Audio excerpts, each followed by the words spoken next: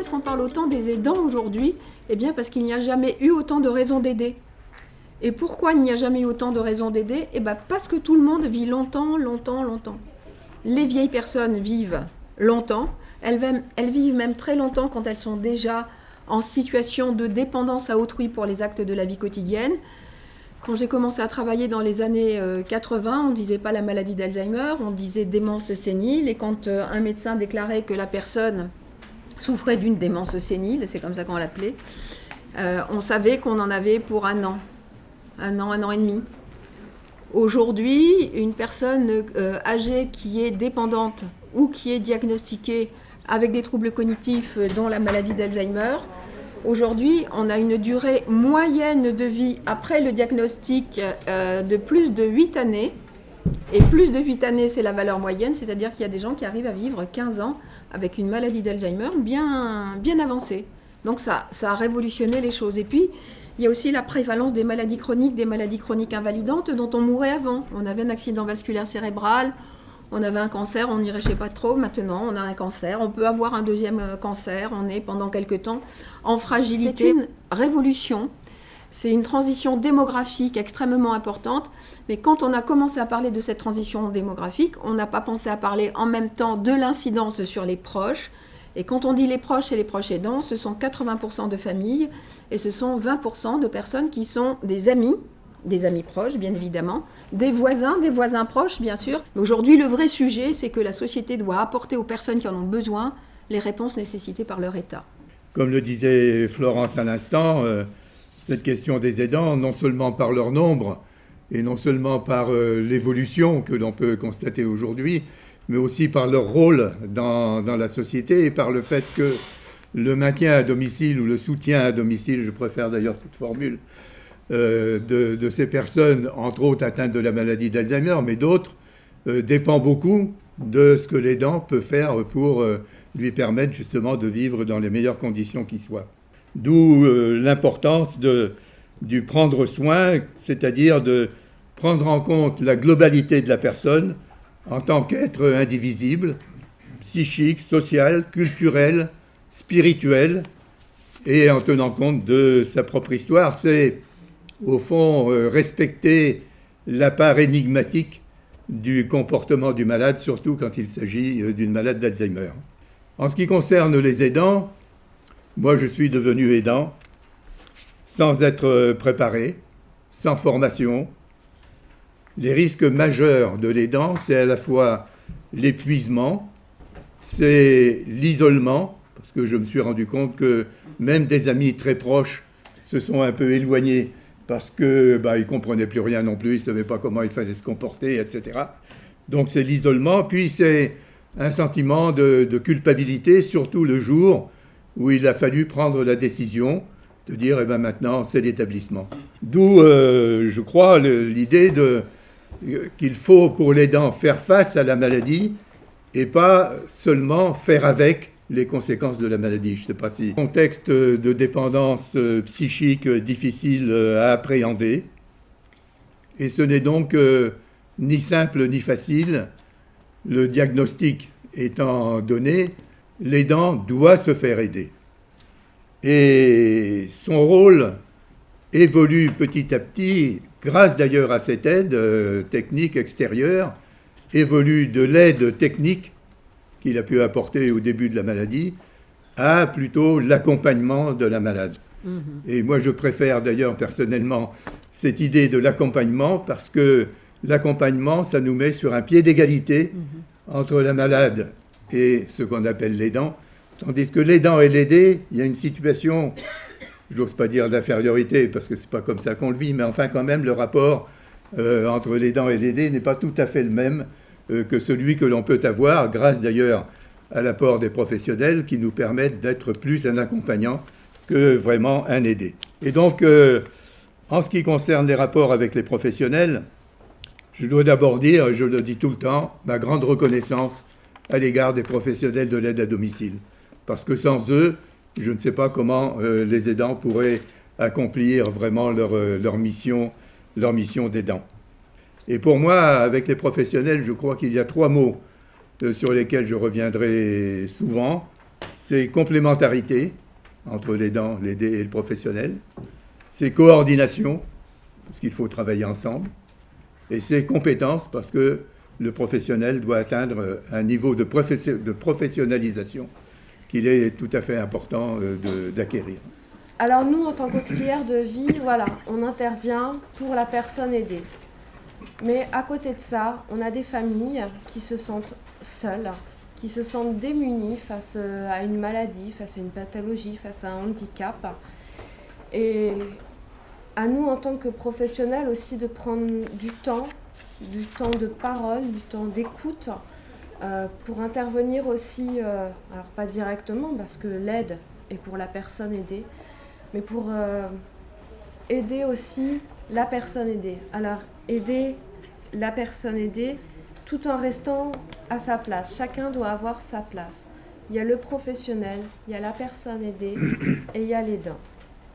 Voilà. Donc c'est vrai que c'est une situation compliquée où je pense que dans le projet de vie de la personne aidée, l'aidant devrait participer.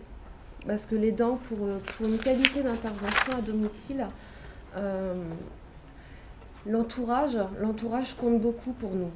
C'est un appui parce que ça nous donne des éléments pour pouvoir travailler avec la personne, pour pouvoir travailler auprès de la personne. Donc on a besoin de toutes ces personnes-là. Donc elles nous appuient, on appuie les aidants et ils nous appuient aussi dans notre travail. Moi, ce que je constate à domicile, c'est que on emploie le terme aidant, mais finalement, qui est aidant? Qui n'est pas aidant? À quel moment est-ce qu'on est aidant? Il y en a qui vont bien se reconnaître, s'identifier à ce terme-là, et il y en a d'autres, au contraire, beaucoup moins, qui ne connaissent même pas ce terme. Notamment aussi dans une certaine génération des femmes, pour qui le terme d'aidant, non, pour eux, c'est familial, c'est ancré en elles. Elles ne prennent pas en compte ce terme d'aidant, alors que des fois on intervient pour la femme, mais à côté de ça, la femme va aider son mari, va aider son fils, alors qu'elle-même, elle est aidée et elle est aidante. Elle ne se rend pas compte, mais ça la fatigue énormément. Avec ma mère, ça se passe le mieux possible. Moi, j'ai seulement sur les épaules le poids de mon âge, forcément, je ne rajeunis pas. Et puis surtout le fait qu'il y a l'occupation mentale. En ce qui me concerne, je suis prêt à faire, j'ai déjà fait, je fais encore beaucoup de choses, aussi bien pour ma mère que pour ma fille, mais faire la toilette de ma mère, c'est une chose qui m'est complètement... Mais je ne sais pas si c'est un phénomène culturel ou si c'est la relation mère-fils, mais pour moi, c'est quelque chose qui est inconcevable. Alors, si c'est inconcevable et ça ne me pose pas de question, ça ne me pose pas de problème de déléguer ces choses en accompagnant, en disant bon... Déjà, même si vous dites délégué, vous voyez, les mots qu'on charrie, ça veut dire qu'éventuellement, vous auriez pensé que ce serait à vous que ça incomberait. Faire la toilette de son parent, ça n'est pas du tout évident. Et même par rapport à quelque chose que vous avez eu l'amabilité d'évoquer, Jean, qui est la question de l'amour, ça se questionne à deux fois. Finalement, le professionnel, il a vraiment sa place parce que justement, la personne aidée va pouvoir dire oui, j'ai mal là, il faudrait que la kiné vienne parce que, alors que la personne aidée ne va pas forcément le dire à quelqu'un de la famille. Voilà, c'était juste une observation, c'est trivial ce que je dis, mais c'est vrai que c'est du vécu et on sent que c'est quand même quelque chose de problématique peut-être pour les aidants proches parce qu'à un moment donné, il y a ce rapport qu'il y a familial qui en fait qui modifie un peu certaines choses quand même. Vous voyez, alors qu'avec le professionnel, la personne aidée, c'est quelqu'un de l'extérieur qu'on a bien voulu faire venir à la maison, donc on va peut-être plus se confier. Voilà. Dans le Pas-de-Calais, nous venons de mettre en place un mouvement interassociatif, l'UNA, sous la tutelle du Conseil général, un GCSMS, la plateforme ELSA. C'est une plateforme d'aide aux aidants, c'est-à-dire que ce n'est pas fait pour aider les aidants directement, mais c'est une plateforme à laquelle les aidants pourront s'adresser pour avoir des réponses à leurs questions. Et cette plateforme, la personne qui en est la responsable, va faire des permanences dans les différents secteurs de la communauté d'agglomération, puisqu'on a un territoire assez étendu avec le centre-ville Saint-Omer, la communauté d'agglomération, mais on a aussi plein de villages extérieurs, et vous savez ce qui se passe, c'est que pour l'instant, on regroupe, avec la nouvelle loi, on regroupe des villages, et donc cette plateforme va prendre une dimension plus importante que prévu au départ, Parce qu'il y aura des permanences dans les villages, dans certains centres-bourgs, de manière à mettre les gens... C'est pas pour faire, c'est pour apprendre aux gens à faire, pour montrer, voilà, votre besoin c'est celui-là, voilà, une réponse. Le côté financement, c'est vraiment ça peut être la pierre d'achoppement parce que la difficulté, c'est vraiment d'obtenir des subventions. Et finalement, si on obtient des subventions, on met tout de suite en péril le projet parce que la subvention, de toute façon, a un terme.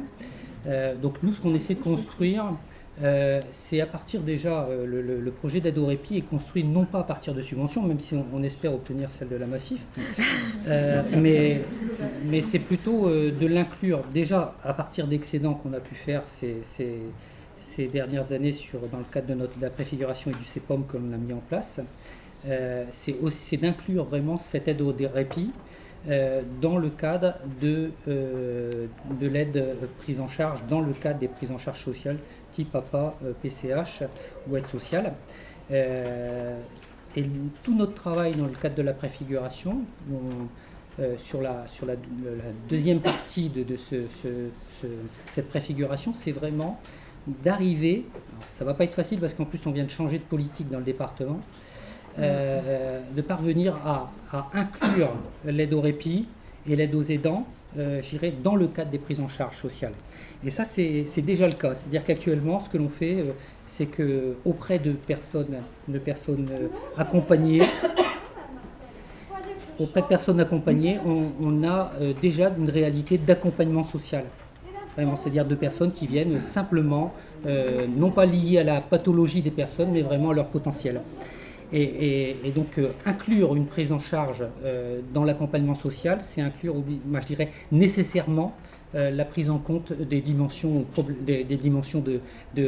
familiales et donc des aidants proches.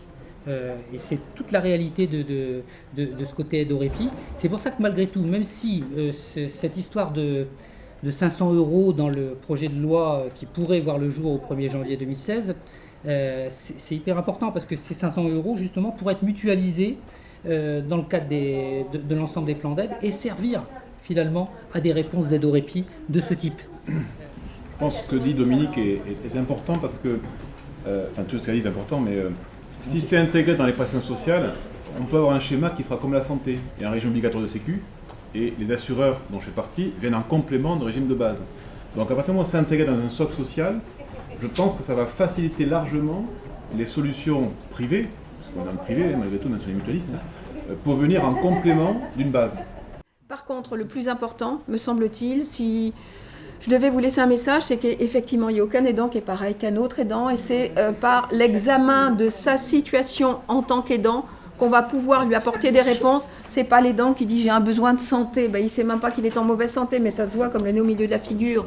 Donc c'est vraiment de s'adapter systématiquement à chacune de ces situations pour apporter les réponses les plus simples possibles qui vont pouvoir leur apporter du bien-être, du mieux-être, de pouvoir bien vivre sa situation d'aidant. Parfois il faut passer par du soutien, parfois il faut passer...